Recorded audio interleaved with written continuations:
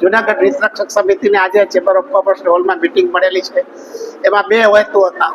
એક તો આ ચૂંટણી કોર્પોરેશનની જાહેર થઈ છે ત્યારે કોર્પોરેશનની ચૂંટણીના અનુસંધાને હિતરક્ષક સમિતિનો સ્ટેન્ડ શું છે, અને બીજું કે જ્યારે ગુજરાત હાઈકોર્ટમાં હિતરક્ષક સમિતિ દ્વારા પિટિશન કરવામાં આવી હતી અને વોકડાના બધા જ બાંધકામો દૂર કરવાનો નામદાર ગુજરાત હાઈકોર્ટની ડિવિઝન બેન્ચે હુકમ કરેલો છે, એના અનુસંધાને પણ થોડી ચર્ચા કરવાની હતી.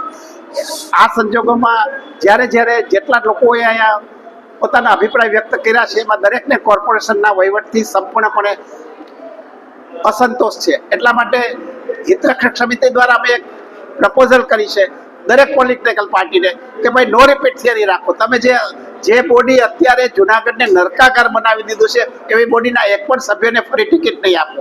એટલે સભ્યોને ટિકિટ નહીં આપો એટલું જ નહીં, એમના સગા વાલાઓને પણ ટિકિટ નહીં આપો, નહીં તો બીજા માર્ગથી ટિકિટ મળી ગઈ છે એવું લાગશે.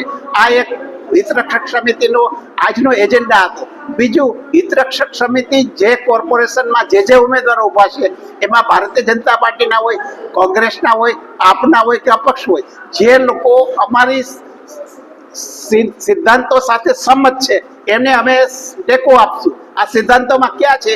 એક તો કોર્પોરેશનમાંથી કોઈ પણ પ્રકારનું વથ્થું લેવું નહીં. બીજા નંબરમાં કોર્પોરેશનના કોઈ પણ વહીવટમાં કોન્ટ્રાક્ટમાં ભાગ લેવો નહીં, પક્ષ પલટો કરવો નહીં, અને કોર્પોરેશનમાં પાર્ટી કરતા જુનાગઢનું હિત જેમને હોય એ જ પ્રકારનું એને વલણ રાખવું. આવા સોગંદનામું કરીને જેને અમને આપશે એની અમો પ્રચાર માટે હોદ્દેદારો બધા જાશું, અમારી આખી ટીમ જશે અને કોઈ પણ પાર્ટીનો ઉમેદવાર હશે એને અમે ટેકો આપશું કે જેને જુનાગઢનું હિત પોતાના હૈયામાં હોય.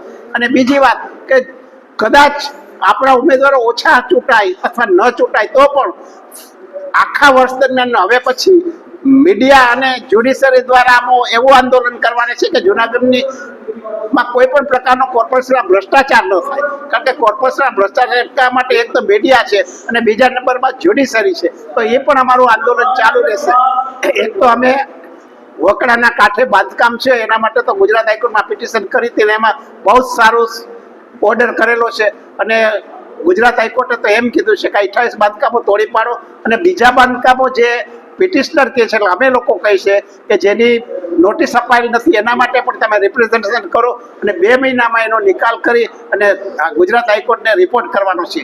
એટલે આપણે નિરાશ થવાની જરૂર નથી. કદાચ આપણા ઉમેદવારો ન પણ ચૂંટાય તો પણ જ્યુડિશરી અને મીડિયા મળીને આપણે એક સુંદર જુનાગઢ બને એના માટે પ્રયાસો કરવાના છે અને એમાં મને 100% વિશ્વાસ છે કે આપણે સફળ થશું. કિરીટભાઈ, 56 સભ્યો હતા ભાજપના, વચનો તો આપે, દરેક વખતે શપથ લે છે, વચનો આપે, સભા આપણે એક સોગંદનામું તૈયાર કરીને આપણે આપે એ આપણે જરૂરી છે. કારણ કે સોગંદનામું હોય એનો ભંગ થાય તો એ ફોજદારી કેસ થાય. એટલા માટે દરેક પાસે આપણે સોગંદનામું લેવું છે. તો કોઈનું વથ્થું લેવું નથી. મ્યુનિસિપાલિટી સાથેના કોઈ કોન્ટ્રાક્ટ, કારણ કે આપણે જોયું છે કે રસ્તાના મોટા ભાગના કોન્ટ્રાક્ટ છે એમાં કોર્પોરેટરનો હિસ્સો હોય છે, કોર્પોરેટરનો ભાગ હોય છે કે પોતે જ કોન્ટ્રાક્ટર હોય છે. એટલે આવા કોઈ પણ કોન્ટ્રાક્ટમાં ભાગ ન લે, કોઈ પણ પક્ષપલટોને વથ્થું લે નહીં. અને પાર્ટીના હિત કરતા જુનાગઢનું હિત મોટું છે એવા જ્યારે પ્રશ્ન આવે ત્યારે જુનાગઢનું હિત એના એ હોય અને જુનાગઢના હિત માટે પાર્ટી વિરુદ્ધ પણ કરી શકે એવા ઉમેદવારોને જે આપણે સક્ષમ ઉમેદવારો, સારા ઉમેદવારોને ટેકો આપવો છે. એ પછી ભારતીય જનતા પાર્ટી હોય, કોંગ્રેસ હોય, આપ હોય કે અપક્ષ હોય.